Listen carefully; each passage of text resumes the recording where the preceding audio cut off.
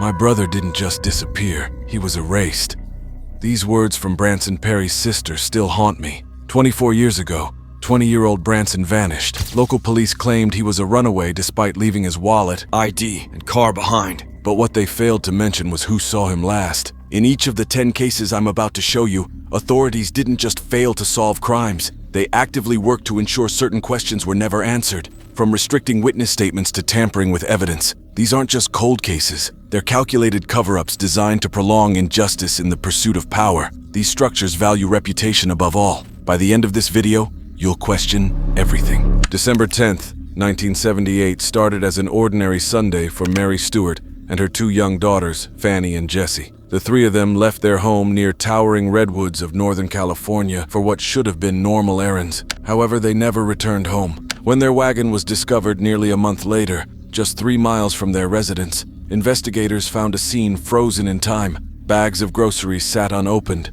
Most puzzling was Mary's purse containing her identification, something no woman intending to disappear would likely leave behind. What the official reports don't mention are the conflicting witness statements that paint a far more troubling picture. One witness claimed to have seen the family walking along the highway, appearing distressed but unharmed. Another reported seeing an unfamiliar pickup truck parked directly behind the Stewart vehicle earlier that same day, information that was inexplicably downplayed in the investigation. The authorities quickly leaned towards the theory that the family had voluntarily disappeared. This assessment came despite the presence of Mary's identification and personal belongings. Perhaps the most disturbing revelation came decades later when property records revealed an undisclosed connection. The lead detective's brother-in-law owned substantial acreage directly adjacent to the logging road where the Stewart vehicle was discovered. This significant conflict of interest was never acknowledged in any official capacity, let alone investigated for its potential impact on the case's direction. The Stewart family's relatives faced an additional layer of obstruction when attempting to obtain case files through Freedom of Information Act requests.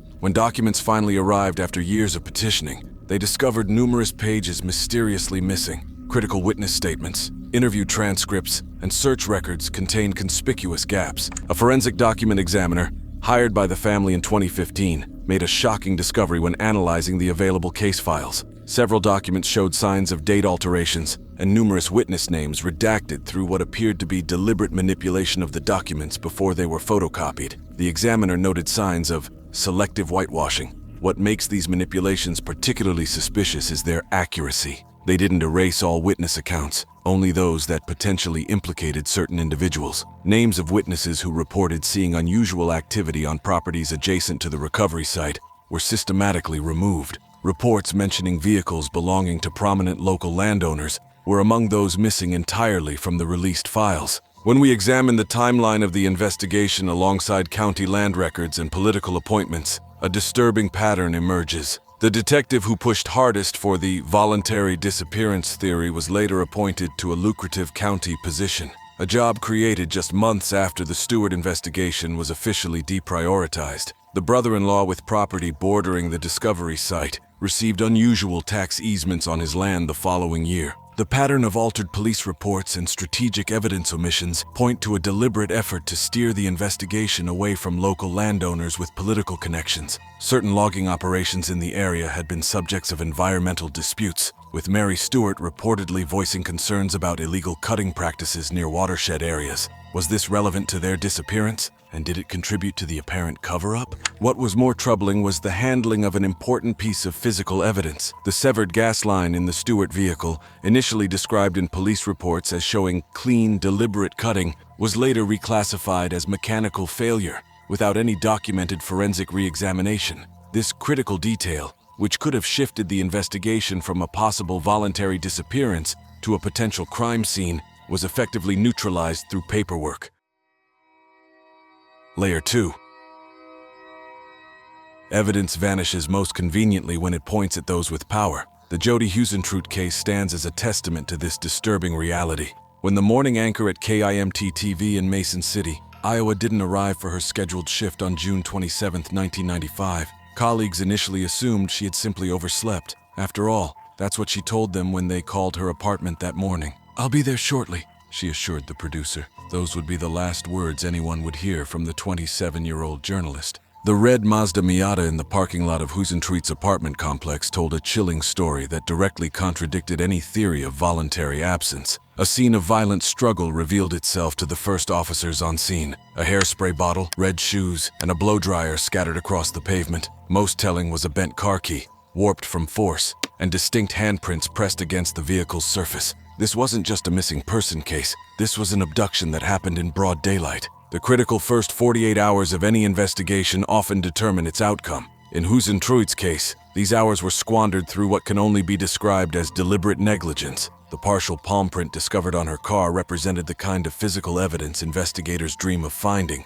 Yet instead of preserving this crucial piece of evidence, investigators allegedly mishandled it, rendering it unusable. Similarly, surveillance footage from buildings near her apartment complex, potentially containing images of her abductor, mysteriously became unavailable before it could be properly analyzed. What transformed a promising investigation into a dead end? The answer appears to lie in whose names began emerging in witness statements. As the investigation progressed, the trail didn't lead to random drifters or unknown assailants. It led directly toward individuals with connections to the local power structure, connections that apparently warranted protection at the expense of justice. The paper trail tells its own damning story. When the investigation file transferred between departments, it underwent a suspicious transformation. What was once a comprehensive collection of witness statements, evidence logs, and investigative reports returned substantially thinner. Most notably, statements regarding a suspicious van seen near Husentruit's apartment complex on the morning of her disappearance had been systematically removed. These weren't random pages that went missing. They were specific statements pointing toward specific suspects. While evidence pointing toward certain suspects vanished, the media narrative around Husentruit's disappearance took a calculated turn. Instead of focusing on promising leads or potential suspects, coverage increasingly highlighted aspects of Jodi's personal life. Her dating history, her ambitions, her personality. This redirection of public attention served a dual purpose. It maintained the appearance of active investigation, while drawing scrutiny away from individuals connected to local business leaders who had emerged as persons of interest. Perhaps most damning were the search warrants that never materialized. Documentation shows that investigators had prepared at least 3 search warrants targeting individuals with direct ties to the police department. These warrants, despite being fully prepared and supported by probable cause, were never executed. The paper trail ends with their preparation, as if an invisible hand reached into the investigation and quietly closed doors that might have led to uncomfortable revelations about who was responsible for Husentruit's disappearance. The pattern that emerges isn't one of incompetence or neglect, but of deliberate obstruction. When leads pointed toward individuals with connections to department personnel and local government officials, the investigation stalled. Evidence disappeared. Focus shifted. Promising avenues of inquiry were abandoned without explanation. The message became clear to those working the case. Some suspects were simply off limits. Former Mason City police officers have come forward over the years, though always requesting anonymity, claiming they received direct instructions to prioritize more solvable cases. Despite the promising leads in Husentruit's disappearance, this redirection of resources away from a high-profile abduction case defies standard investigative protocol unless there's something or someone worth protecting. 27 years later, Jodi Husentruit's family still waits for answers. The red Mazda Miata has long since been sold. The apartment complex has new tenants who likely know nothing of the struggle that took place in their parking lot. The hairspray bottle, the shoes, the bent key, all cataloged and stored away in evidence boxes that gathered dust rather than fingerprints. The palm print that might have identified her abductor exists now only in reports, not as usable evidence. What remains is the uncomfortable truth that someone made decisions to protect certain suspects rather than solve a violent crime. Someone decided that Jodi Husentruit's disappearance was an acceptable sacrifice to maintain the status quo. Someone determined that whatever connections existed between her abduction and individuals with badges or political influence were better left unexplored. Layer 3. Sometimes the law becomes its own worst enemy. The Danielle Stislicki case doesn't represent evidence that vanished through neglect or deliberate concealment. Instead, it shows what happens when those sworn to uphold justice sabotage their own investigation through reckless tactics. When the 28-year-old disappeared in December 2016 after leaving her job at the MetLife building in Southfield, Michigan, investigators quickly zeroed in on Floyd Galloway Jr., a security guard who had worked in the same building. The circumstantial evidence painted a compelling picture. Galloway was the last person known to have seen Stislicki alive, and by all accounts, His interest in her appeared unrequited and increasingly concerning. But what should have been a straightforward investigation devolved into a legal nightmare when police made a critical error that undermined their entire case. They didn't just mishandle evidence. They deliberately circumvented legal protections designed to ensure fair trials. Oakland County Circuit Judge Phyllis McMillan would later rule that crucial evidence against Galloway had to be suppressed precisely because of how police obtained it, through an egregious violation of attorney-client privilege.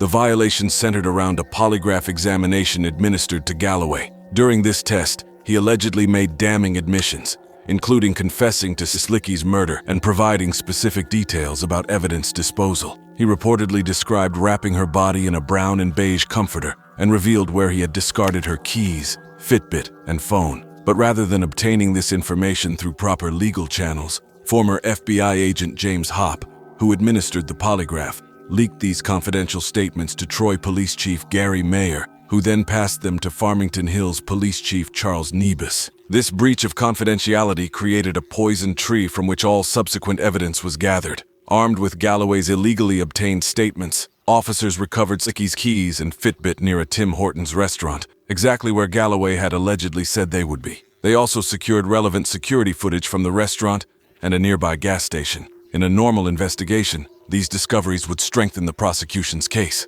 Instead, because they stemmed directly from the confidentiality breach, Judge McMillan was forced to suppress not just the polygraph results, but everything that flowed from them. The judge's ruling made clear this wasn't simply an oversight or procedural error. Court documents revealed that investigators had knowingly violated attorney-client privilege, creating what the judge described as actual and substantive prejudice to Galloway. These weren't the actions of inexperienced officers making a rookie mistake. They represented a calculated choice to prioritize expedience over legal propriety. Internal communications later revealed that some officers involved had expressed concerns about their evidence collection methods. They knew they were treading on shaky legal ground, but proceeded anyway. This raises disturbing questions about police culture and the pressures that lead trained professionals to knowingly compromise investigations in high-profile cases. Were they so focused on getting their man that they were willing to risk the entire case? Did they believe that bending the rules was justified if it helped remove a potentially dangerous individual from society? The fact that these questionable tactics were employed in such a high-profile murder investigation suggests a systemic problem rather than an isolated incident. Legal experts who reviewed the case noted that it exemplifies a troubling pattern seen in pressure cooker investigations. When departments face intense public scrutiny to solve violent crimes, corners get cut. Constitutional protections, designed to ensure that justice is served fairly, are sometimes viewed as inconvenient obstacles rather than essential safeguards. What makes the Slicky case particularly disturbing is the conscious nature of the violation. This wasn't evidence that disappeared through negligence or incompetence. It was evidence that police knew would likely be thrown out of court when they collected it. This raises an uncomfortable possibility. Perhaps some officers viewed the suppression of evidence as an acceptable risk. After all, even with the evidence suppressed, Galloway would remain a suspect in the public eye. The case would be solved in the court of public opinion, if not in the court of law. The consequences of this misconduct extend far beyond procedural technicalities. When crucial evidence gets suppressed, justice for victims becomes collateral damage. Danielle Slicky's family didn't just lose their loved one, they lost their best chance at legal closure when police took shortcuts. And if Galloway is indeed guilty, the community remains at risk due to the inability to use key evidence against him. Moreover, every such breach erodes public confidence in the justice system. When authorities demonstrate a willingness to break the very rules they're charged with enforcing, it creates a dangerous precedent. It signals that constitutional protections apply selectively, valuable in principle, but disposable in practice when they become inconvenient. The Slicky case thus represents something more insidious than evidence that simply vanished. It reveals how evidence can be destroyed through the very mechanisms designed to preserve justice. Layer 4. What if the most disturbing cover-up isn't hiding a murder, but framing an innocent man for one? When military police entered Dr. Jeffrey McDonald's Fort Bragg apartment in 1970, they found a scene of absolute horror. But the true horror may be how authorities systematically buried evidence pointing to the real killers for nearly 5 decades. The scene at McDonald's apartment that February morning was nightmare fuel. His pregnant wife Colette and their 2 young daughters, Kimberly and Kristen, lay brutally murdered. McDonald himself was found unconscious with multiple injuries, including a partially collapsed lung from a stab wound. When he regained consciousness, the Green Beret trauma surgeon told a story that investigators seemed determined not to believe, that 4 intruders, 3 men and a woman with long blonde hair wearing dark clothing and a floppy hat, had attacked his family while chanting, "Acid is groovy, kill the pigs." The military quickly fixated on McDonald as their prime suspect. They theorized he had staged the scene to mimic the recent Manson murders and killed his own family. But this theory had a massive problem. The evidence simply didn't support it. An Article 32 hearing, the military's equivalent of a grand jury proceeding, completely exonerated McDonald. Colonel Warren Rock, the presiding officer, found insufficient evidence to proceed to court-martial and took the extraordinary step of declaring that the matters set forth in all charges and specifications are not true. Even more telling, Rock specifically recommended investigating Helena Stockley, a local woman known to police who matched the description of the female intruder McDonald had described. This should have been the end of the matter. Instead, it was just the beginning of a 5-decade odyssey of injustice. After McDonald left the military, civilian prosecutors pursued the case with disturbing determination, finally securing a conviction in 1979, nearly a decade after the murders. What the jury never knew was that prosecutors had systematically hidden evidence that could have proven McDonald's innocence. Court records reveal a pattern of deliberate evidence suppression that shocks the conscience. Prosecutors concealed the presence of unidentified fingerprints that didn't match anyone in the McDonald household. They buried laboratory bench notes written by CID technician Janice S. Glisson, identifying synthetic blonde wig fibers found in a brush at the crime scene. Fibers that would have corroborated McDonald's description of a female intruder with long blonde hair. Black wool fibers found on the murder weapon, and victims' bodies that didn't match anything in the McDonald home were similarly hidden from the defense. Perhaps most damning were the unmatched human hairs found at the crime scene, including one clutched in the dead hand of Colette McDonald. These critical pieces of forensic evidence would have supported the defense's contention that unknown intruders, not Jeffrey McDonald, had committed these horrific murders. Helena Stockley remains one of the most troubling figures in this case. The woman repeatedly confessed to being present in the McDonald residence on the night of the murders. She owned a long blonde wig matching the description McDonald provided and was spotted near the crime scene by a military policeman. Yet her testimony was systematically undermined and ultimately excluded from the trial after private meetings with prosecutors. The jury never heard from this key witness, whose statements could have dramatically altered the outcome. The McDonald case represents a perfect storm of prosecutorial misconduct. Under the Brady Rule, prosecutors are constitutionally required to disclose any evidence favorable to the defendant. The deliberate withholding of exculpatory evidence in this case, evidence that pointed to intruders and away from McDonald, constitutes one of the most egregious Brady violations in American legal history. A potential motive for this railroading emerges from declassified documents showing McDonald's unit was investigating drug trafficking involving military personnel at Fort Bragg. This creates a chilling possibility that McDonald's family was targeted specifically because of his position, and that powerful interests ensured the investigation focused exclusively on him, rather than following leads that might implicate others. Perhaps most frustrating is how the system has repeatedly blocked McDonald's attempts to have this evidence properly considered. Appeals based on these Brady violations have been systematically rejected through procedural technicalities, rather than being evaluated on their merits. Courts have repeatedly refused to examine the full weight of the suppressed evidence, focusing instead on narrow procedural grounds to deny McDonald relief. The tragic result is that a man who may well be innocent has spent over 50 years imprisoned, while the real perpetrators potentially walk free. The McDonald case isn't simply about a miscarriage of justice. It's about a deliberate perversion of justice through the systematic burial of evidence that would have pointed toward the truth. Level 5.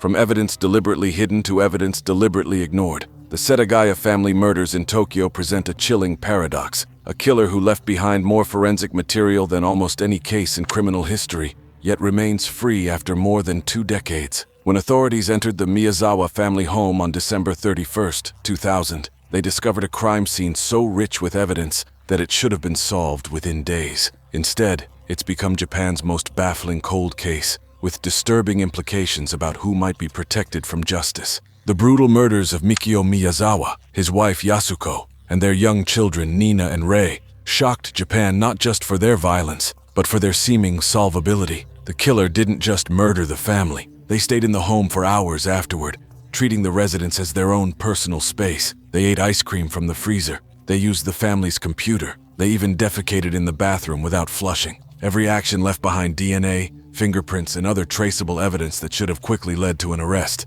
This wasn't a case of limited resources. The investigation into the Setagaya murders involved over 250,000 investigators, making it the largest criminal investigation in Japanese history. Police collected the killer's DNA, fingerprints, and footprints. They had fecal matter containing dietary information. They recovered distinctive clothing items. Yet somehow, despite this mountain of forensic gold, no arrest has ever been made. The investigation's failures become more suspicious when examining how certain evidence was handled. The killer's DNA contained markers suggesting both Korean and European ancestry, a relatively rare combination that should have significantly narrowed the suspect pool. Yet this crucial detail was consistently downplayed in official reports. Why would investigators minimize one of their most promising leads? Even more telling was the handling of the killer's abandoned clothing. A sweater with highly distinctive markings was left behind at the scene, precisely the kind of evidence that could trigger recognition from someone who knew the perpetrator. Yet authorities inexplicably waited years before displaying these items publicly. By the time they did, valuable identification opportunities had been lost, witnesses' memories had faded, and potential leads had gone cold. The investigation's trajectory becomes even more suspicious when examining internal police memos. These documents reportedly expressed concerns about potential connections between the killer and organized crime groups with political protection. This suggests a chilling possibility that once investigators discovered who might be responsible, they deliberately slowed or redirected the investigation away from powerful suspects. Perhaps most disturbing are the claims from former investigators who allege that certain evidence was actually removed from the case file. According to these sources, this happened after the killer's DNA partially matched samples from another unsolved crime involving a prominent family. If true, this represents not just negligence, but active obstruction of justice, a deliberate attempt to protect certain individuals from scrutiny based on their connections or status. The peculiar handling of evidence in this case becomes even more suspicious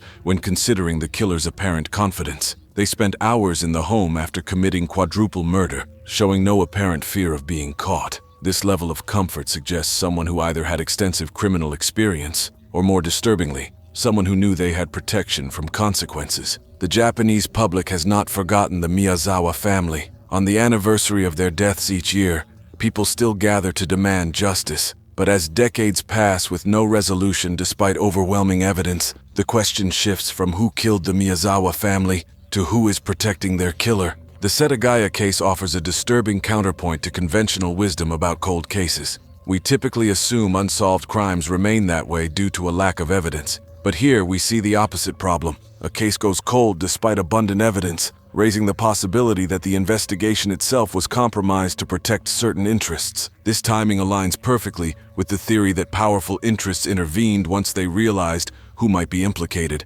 What makes the Setagaya case particularly haunting is how it undermines our faith in forensic science. We're told repeatedly that DNA evidence is nearly infallible, that modern forensic techniques make it increasingly difficult for criminals to escape justice. Yet here we have a case where the killer left behind practically every type of evidence imaginable and still walks free. The only plausible explanation is not a failure of science, but a deliberate failure of will, a decision by someone with authority to ensure this case remained unsolved. The Miyazawa family deserves justice. The massive amount of evidence collected from their home should have led to the identification and arrest of their killer long ago. Instead, we're left with the disturbing conclusion that the investigation was deliberately compromised, possibly to protect individuals with connections to organized crime or government officials who could not afford to be implicated in such a horrific act. Layer 6. While Japan's authorities buried evidence in plain sight, some American mysteries began with the absence of a body entirely. On February 8, 1965,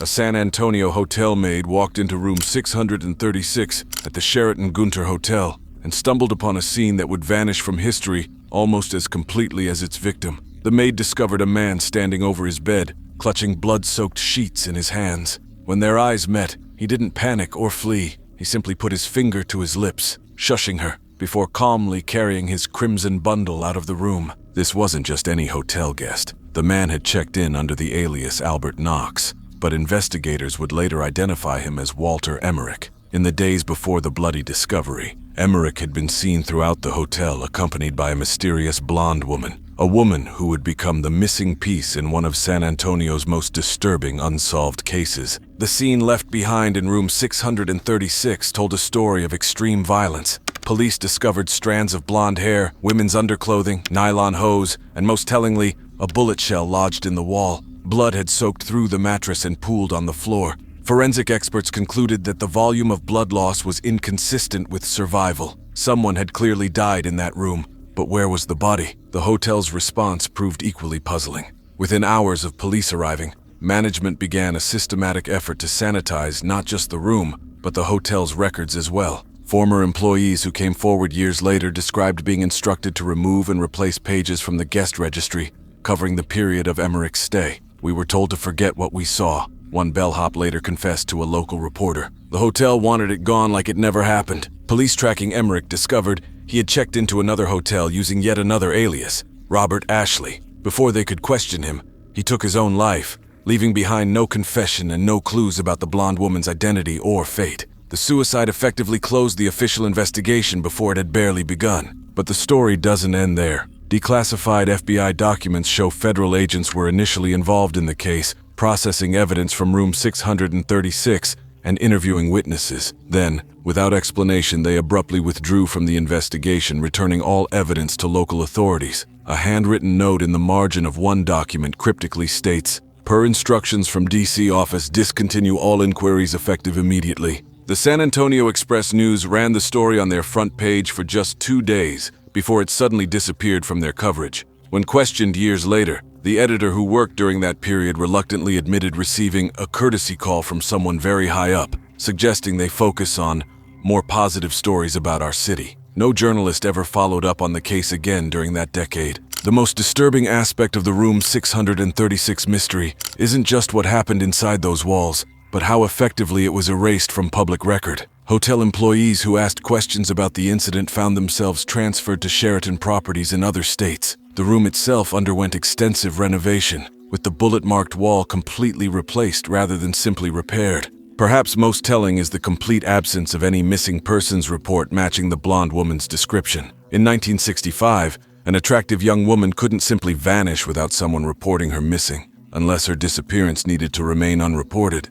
This odd detail points to something far more sinister than an ordinary murder. The Sheraton Gunter Hotel had a well-documented history as a meeting place for political figures and wealthy businessmen passing through San Antonio. Room service records from the period, partially preserved in police files, show that in the weeks before the incident, room 636 had been used for multiple private gatherings attended by individuals whose names were later redacted from official reports. The hotel's own records of paranormal activity unwittingly preserve what official channels tried to erase. The hotel's blog acknowledges the February 8, 1965 incident and notes that room 636 has been the site of unexplained phenomena ever since. Staff report strange noises, apparitions, and unexplained figures appearing in photographs taken near the room. What the hotel presents as ghost stories may be the only corporate acknowledgement of a murder that powerful interests work to conceal. Forensic analysis of the limited evidence that survived points to a violent struggle rather than a consensual encounter gone wrong. The bullet shell found in the wall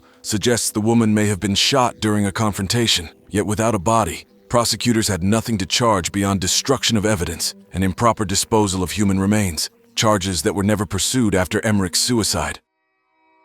Layer 7.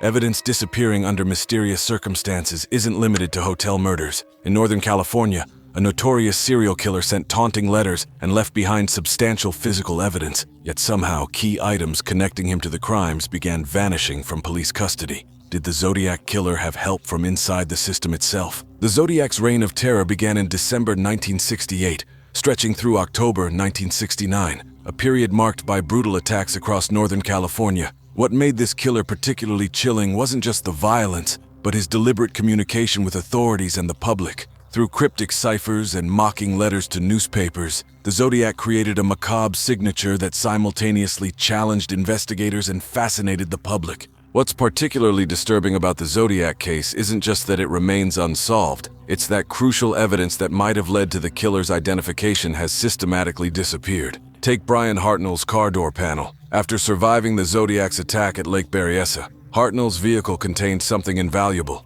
the killer's own handwriting, marked directly onto the car door. This wasn't just any evidence, it was a rare physical sample of the Zodiac's handwriting outside his letters, creating a potential handwriting match that could conclusively identify a suspect. Yet somehow, during what was described as a routine department relocation, this critical piece of evidence simply vanished. This wasn't an isolated incident. The investigation records show even more troubling patterns of evidence mishandling. At least 3 letters from the Zodiac, all officially acknowledged by police upon receipt, later disappeared entirely from evidence logs without explanation. These weren't insignificant communications. They were direct links to the killer, potentially containing fingerprints, DNA, and handwriting samples that could have been matched to suspects. The selective preservation of some Zodiac communications while others mysteriously vanished suggests something far more concerning than simple negligence. The evidence manipulation extends beyond physical items. Those familiar with the case know that in 2002,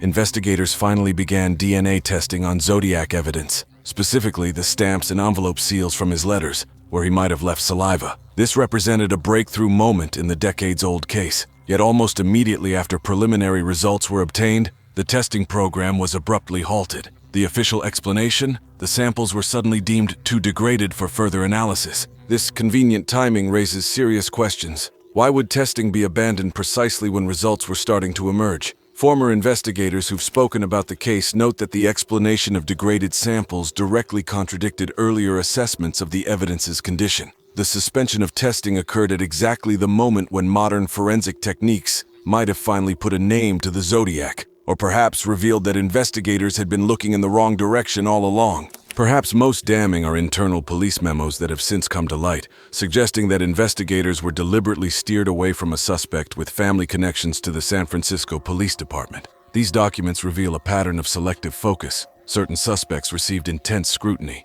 while others, particularly those with ties to law enforcement, were treated with remarkable leniency, despite fitting the profile and timeline of the Zodiac's activities. The implications here are profound. We're not simply looking at evidence that was lost through carelessness. We're seeing a methodical pattern of evidence disappearance that consistently protected certain suspects from thorough investigation. The door panel with handwriting, the vanished letters, the suspiciously timed abandonment of DNA testing, the directive to avoid certain suspects, viewed individually, each might be explained away as coincidence or normal procedural issues. Viewed together, they suggest something far more sinister, a deliberate effort to prevent the Zodiac case from being solved. For the families of the Zodiac's victims, this pattern of evidence manipulation represents a double injustice. Not only did they lose loved ones to a killer's hands, but the very system tasked with finding justice appears to have actively undermined that pursuit. The question hanging over the entire investigation isn't just who was the Zodiac,